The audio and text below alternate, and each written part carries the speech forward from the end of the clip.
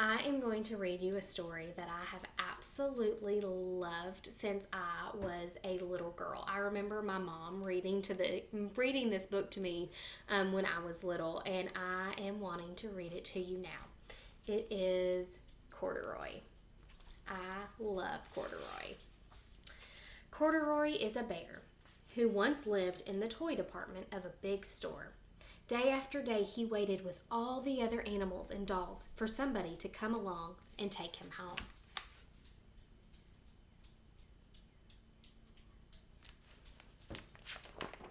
The store was always filled with shoppers buying all sorts of things, but no one ever seemed to want a small bear in green overalls.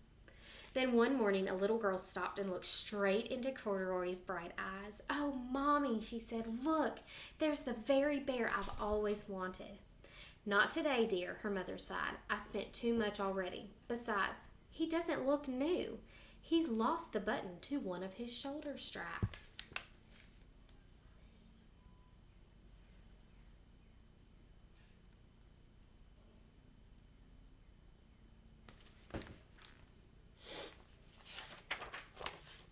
Corduroy watched them sadly as they walked away. "I didn't know I'd lost a button," he said to himself. "Tonight, I'll go and see if I can find it."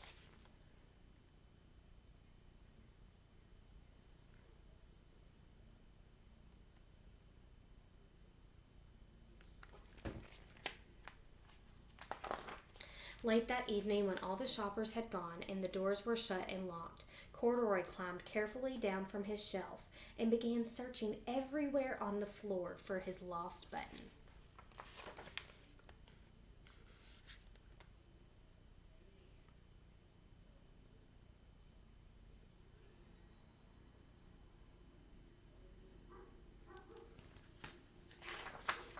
Suddenly, he felt the floor moving under him.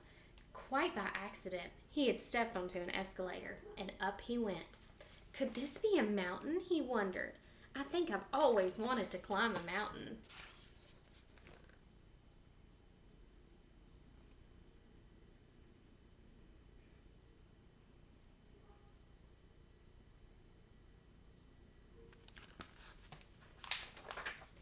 He stepped off the escalator as it reached the next floor, and there, before his eyes, was a most amazing sight.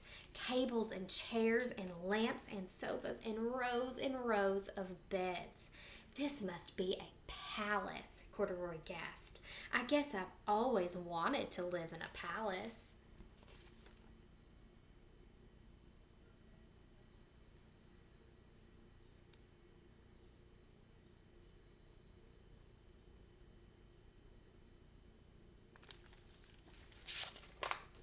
He wandered around admiring the furniture.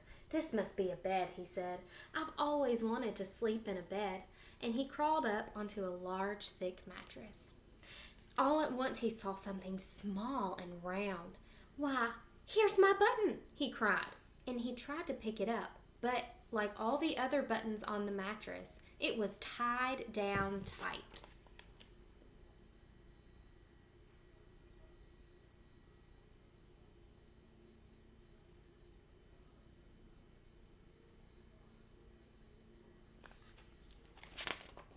He yanked and pulled with both paws until pop! Off came the button, and off the mattress Corduroy toppled. Bang! Into a tall floor lamp. Over it fell with a crash.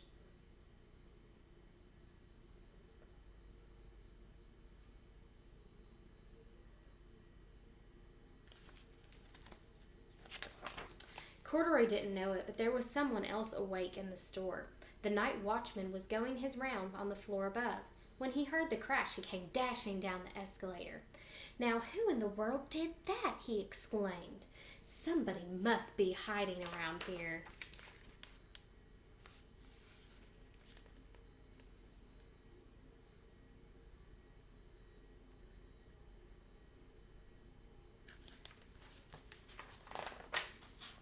He flashed his light under and over sofas and beds until he came to the biggest bed of all. And there he saw two fuzzy brown ears sticking up from under the cover. "Hello," he said.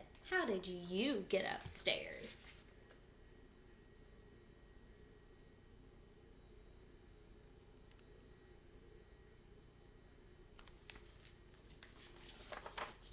washman tucked Corduroy under his arm and carried him down the escalator and set him on the shelf in the toy department with the other animals and dolls.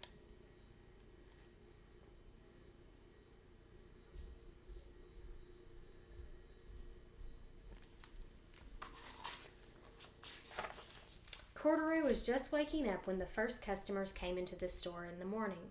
And there, looking at him with a wide, warm smile, was the same little girl he'd seen only the day before.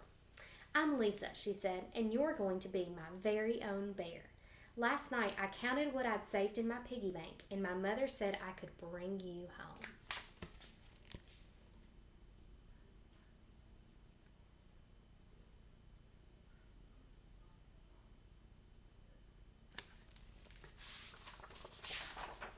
"Shall I put him in a box for you?" the sales lady asked. "Oh, no, thank you," Lisa answered, and she carried Corduroy home in her arms. She ran all the way up 4 flights of stairs into her family's apartment and straight into her own room.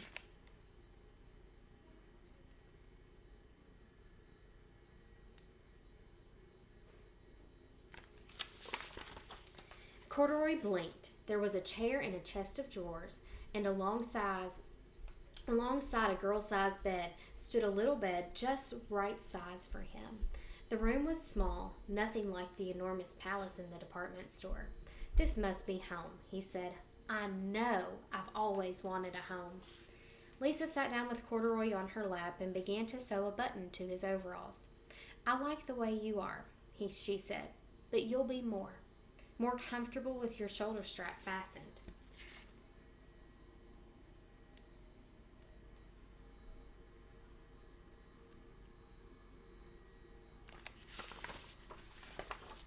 "You must be a friend," said Corduroy. "I've always wanted a friend." "Me too," said Lisa, and gave him a big hug. Well, I hope you enjoyed Corduroy as much as I did, and I hope to see you all soon.